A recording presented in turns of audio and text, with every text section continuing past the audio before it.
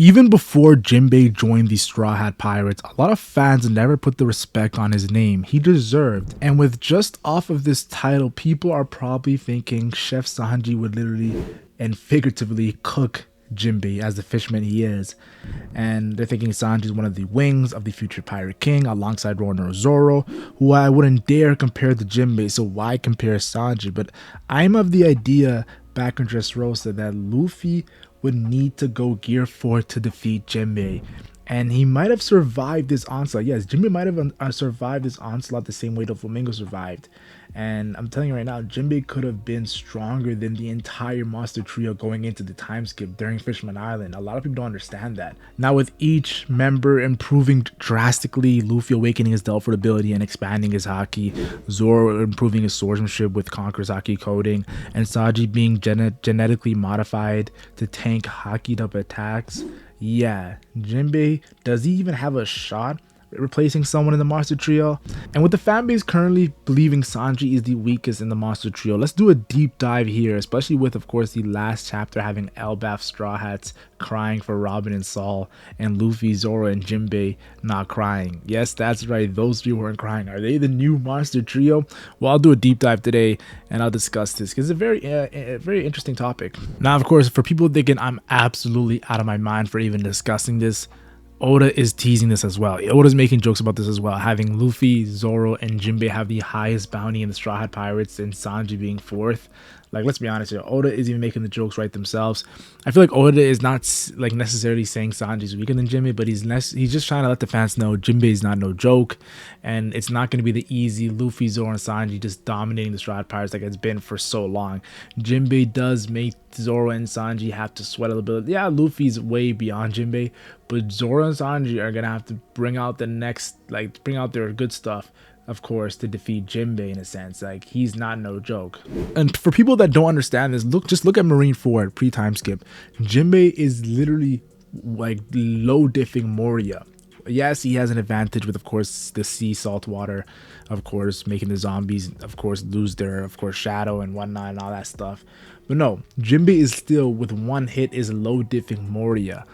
Moria was the final villain on Thriller Bark that Luffy struggled to beat, guys. So regardless of what you think of Moria, and like, well, of course, he battled Kaido back in the days, like he's pretty much a weakling. He lost his strength, his power. Jinbei doing this already put him on notice that he's legit. And then, of course, Jinbei blocked Akainu's Magma Fist.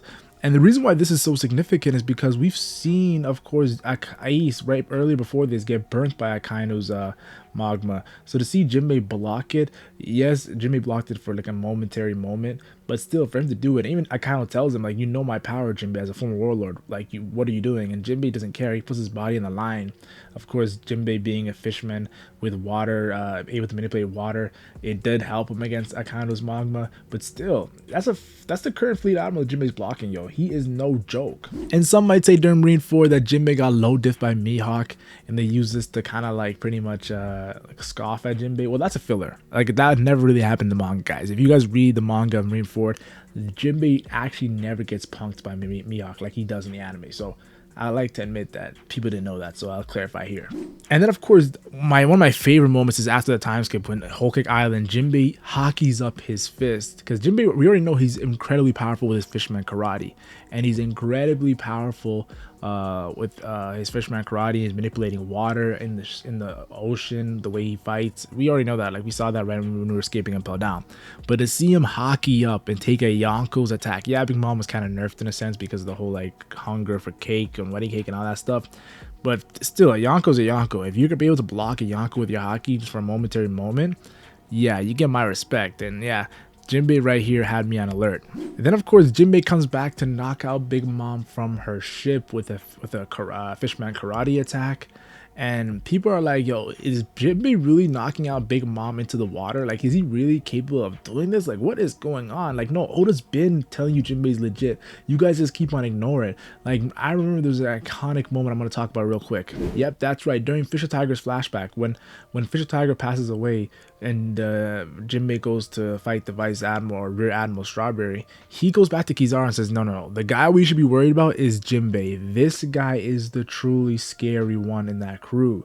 So Arlong was there, Hachi, like all those fishermen. No, Jinbei was the monster on the Sun Pirates. Like this guy is like, he's always been a monster. He's just so low-key and humble that no one really notices. And then in Wano, Oda gives Jinbei an ancient Zoan saber tooth former CP9 member, so a character who's using armored haki attacks while also using CP9 attacks while also having an ancient Zoan Sabretooth. Yeah, this is a strong opponent that Oda gave Jinbei. And Jinbei low dipped Who's Who. Like, he low dipped Who's Who. And Who's Who was trying to get Jack's spot. In my opinion, he was the strongest flying six, even over Ulti, who I think Ulti is incredibly powerful, but I still think Who's Who is the strongest flying six. So for Jinbei to low to mid diff Who's Who, I think he would have mid to high diffed, whatchamacallit, he probably mid to high diff Jack. Jinbei really had me like, okay, yeah, this guy is, he didn't even go all out against Suzu. Yo, Jinbei is incredibly powerful. And then, of course, when Zoro was fighting Lucci, and Lucci was, of course, being an awakened ancient Zoan, he was still standing after Zoro cut him up so nicely. Jinbei's like, yeah, I don't have time for this, and says, apologize to Lucci, and then hits him with an attack that sends him flying, yo. So, I'm telling you guys right now, Jinbei, his power is every time throughout the story, Oda keeps reminding us that Jinbei is legitimate as a former warlord. He is a legitimate monster when it comes to his ability and power. And I thought it was kind of cool how after Wano, Oda had Jinbei sensing Shanks' haki, Conqueror's haki. I thought that was very cool how Oda then did it for Mars. When Mars was showing his Conqueror's haki, Jinbei was in complete like shock, like, wow, this is immense power. It shows how he's proficient in observation haki, and just shows that Jinbei is like, people never understood how good Jinbei at haki was, because Oda never really talked about it. He wasn't a main character. Because if you're a part of the Straw Pirates, you officially become a main character. So now that he's part of the Straw Pirates, Oda is now giving Jinbei that recognition of haki. Because I'll be honest with you, there's only a limited Straw Pirates who know haki. It's Luffy, Zoro, Sanji, Usopp, and of course Jinbei. But Usopp doesn't even have like awareness of his haki. So Jinbei is like pretty much only 4, and if Jinbei is one of them, and the other 3 of the monster trio, you gotta analyze that. And then the fact that Oda almost had Yamato join the crew as well. Imagine a crew of Luffy, Zoro, Sanji, Jinbei, and Yamato. Like, that is overkill, guys. Yamato is a Conqueror's haki coding mythical Zoan user. Like, we already had the Fishman haki user in Jinbei. We didn't need that overkill. And honestly, that right there shows you how powerful Jinbei is. That the fact that Yamato, even Oda knew, like, yeah, Yamato is too much right now. Like, putting Yamato there, we already have Jinbei adding into the monster trio. Like, Yamato, like, yeah, no one's touching this Yonko crew right here. And of course, you have to remember too, when Ace was coming up in his journey, when he left, of course, his hometown, he's 17 years old, and he got the Mera no Mi. He was already a powerful character, and then he got the Mera no Mi, and he's a Conqueror's haki coding user who also knows the other 2 types of haki.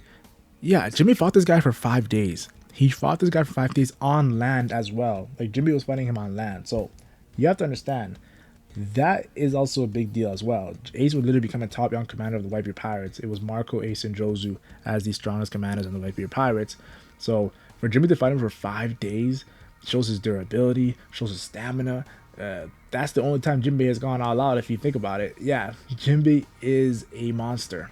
So, and enough of me gassing up Jinbei. You're probably thinking, why Sanji? Like, why Sanji? Why does that have to be Sanji? Well, let me just explain to you for like why Sanji gets the stick, the bad end of the stick here. Well, that's because Sanji almost died on Fishman Island when he lost too much blood. And yes, it's a gag, but right there was a very bad impression to the time skip for Sanji, if I'm being completely honest. Yo, fans were like, okay, is this guy legit? Is he legit, or is he just trolling? Like, what's going on here? And then we go into Punk Hazard, and Sanji breaks his leg to Virgo. Now, Virgo is a very proficient in armored haki. Like, Doflamingo gassed him up. We've seen it in the past. We've seen it in the present time. Virgo, like, it took a Law to defeat Virgo. Think about that. Law had to defeat Virgo, and Law's incredibly powerful as well. So, yeah, like, Virgo's not no slouch. He's not no joke. So, him fucking up Sanji's leg was not that bad in a sense at the time, but people would have to get context too as well. Like, Sanji's body was destroyed by Nami, who like they switched places with, so Sanji wasn't 100% when he was fighting Virgo. I have to give him respect where respect is due, but still, a lot of people looked at it as like, come on, Sanji, really? And then of course when he got low diffed by Doflamingo, yeah, Doflamingo recognized Sanji's power when they were fighting for a little bit, but still, Doflamingo low diffing him, a lot of people were like, yo, what's going on here? Sanji just getting bitched by everybody, huh? But you have to understand, it's Doflamingo. Doflamingo was low diffing many people on Dressrosa. And even Luffy struggled with Doflamingo after using Gear 4th. So I'm gonna cut some Sanji some slack. Yes, it's perception's reality for fans, but at the end of the day, there's context for all these moments. And things started to pick up its pace during Whole Cake Island when he dodged Katakuri's jelly bean. And the reason why this is such a big deal is because Katakuri looked into the future. That's how proficient his observation haki is. He looked into the future and then attacked Sanji, and Sanji was still able to avoid it, showing how proficient his observation haki is. And Oda did clarify that Zoro was a specialist in Armin haki, Luffy was a specialist in Conqueror's haki, and of course Sanji was a specialist in observation haki. And Whole Cake Island really showed that when he went toe to toe with Katakuri here in an observation haki battle. Then of course Sanji's raid suit during Wano was cool as well versus page 1. A pretty powerful H Zone flying 6. Sanji was low diffing him here with relative ease, and then later on he would go up against the strongest beast pirate in King and have a sky battle with King, which I thought was pretty cool as well. It wasn't like a true battle in the raid suit, but it was legit. Like, I'll be honest with you, Sanji's raid suit was pretty powerful. It did give him a boost in power, and definitely was something you have to respect. But then of course Sanji regresses here when he cries for Nico Robin's help versus Black Maria. I'll be honest with you, all fans were like, yo, this is a very bad moment for Sanji. Yes, we get the context of Sanji asking for Nico Robin for help. Sanji doesn't hit woman. It's actually a good thing if you look story-wise, like what Sanji did here. But for his character and how we view him, it was like, come on, Sanji, really? At the time, everyone was looking at like, come on, this is a big L here. But then Sanji bounced back. That's what the people have to understand. Sanji is the bounce back kid, yo. And when he bounced back versus fighting King and Queen at the same time, you have to respect that. Marco was doing it, and then Sanji did it too as well. And people don't like to talk about it, but yeah, Sanji fought King and Queen at the same time. I remember vividly reading this in the manga. So yeah, I'm gonna give him respect. And then when Sanji broke the raid suit and became a Germa modified, genetically different, when Queen is hyping up his ability to break crushed bones of even the greatest hockey users, and he can't do that to Sanji. Well, he does do it to Sanji, but Sanji just puts his body back together. That's insane. And when he takes a sword and tries to slash it at Sanji, and the sword breaks, Sanji became a physical monster. Sanji is really known for his flames and his speed, but physically he became a monster in this moment. And really that's when you start looking at Sanji, when he blue flamed him with his haki and his genetic body, blue flamed Queen to out of existence off the rooftop. Yeah, imagine him actually on the rooftop during the Kaido Big Mom fight, doing with this mode. Yeah, Sanji literally became legit. That's how fast he was moving. He looked invisible. Then of course during Egghead Island, Sanji has some cool moments here as well, like tanking a Seraphim Jinbei, which we also recently got an SBS confirmed. They're confirmed Armin haki users, so it makes Sanji look pretty cool that he's tanking an Armin haki Seraphimed up SSG to the punch to the face. That's pretty cool by Sanji. And then of course Sanji blocking Saturn. Yeah, Sanji did get hit with Saturn's like mind explosion move, but yeah, he did block a move from Saturn, a Gorosei member that is pretty powerful. So yeah, I give Sanji some credit there, yo guys. He did do his work here. And then finally, of course, getting that nice kick on Venus Drew, another Gorosei member. Yeah, Sanji was going against the top of the world government, and he was doing relatively good, yo. He wasn't getting destroyed like you would think he would. No, he was doing relatively good against the monsters of the world government. But my favorite moment is when Sanji blocked the kick from Kizaru. Well, he kind of obliterated the kick from Kizaru. The reason why I thought this was very cool is because Kizaru's an admiral. So for you to do that against admiral, it kind of reminded me of Jinbe doing against Akainu in Marineford, or Jinbe doing against Big Mom in Whole Cake Island. But I'll be honest with you, Sanji's was better because Sanji obliterated Kizaru's move in Admiral. And I've always thought that Sanji Kizaru would be such a great fight because of the speed. But to see it have a little bit of a teaser in Egghead Island, that was cool to me as a fan. And it was my favorite moment, and it really made Sanji legit, in my opinion. Like, yo, this guy's a monster. Like, people gotta stop sleeping on this guy. So I still believe, after, of course, seeing this video, you obviously know I still believe Sanji is a monster trio. But I feel like Oda wants us to put respect on Jinbei's name. Having a former warlord who, of course, was allied with Whitebeard and Big Mom. Like, Whitebeard and Big Mom are two Yonkos that respected the strongest fisherman's power. You gotta respect it. And then, of course, you have to understand, he's Luffy's top young commander officially. Look at Big Mom. She had Katakuri, Smoothie, and Cracker. Look at Kaido. He had King, Queen, and Jack.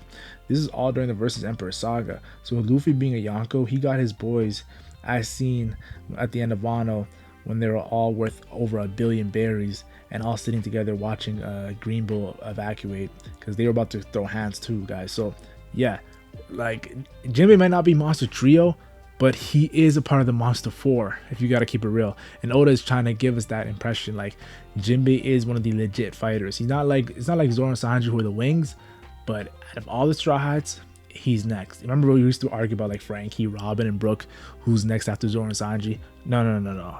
After all the Straw Hats is Jinbe. And maybe after Elbaf, maybe Usopp can even be in the same contention. And maybe I make a video on Usopp. Like, that's one of my dreams. Usopp becoming the Arlong Park Walk, having some notoriety at the end of the story. With Usopp unlocking Auspicious Haki and Usopp's father being a top young commander on the Redhead Pirates. I would really like Usopp to be strong. But of course, Oda did say Usopp is going to stay weak to the end of the story. But who knows? Maybe we have a ankle breaker moment happening soon. So yeah, that's my video on Jinbei and the Monster Trio. I thought I would talk about it since the last chapter had them in an interesting moment, which I think is more psychological than physical. So I will do a Straw Hat psychological video coming soon. So stay tuned for that.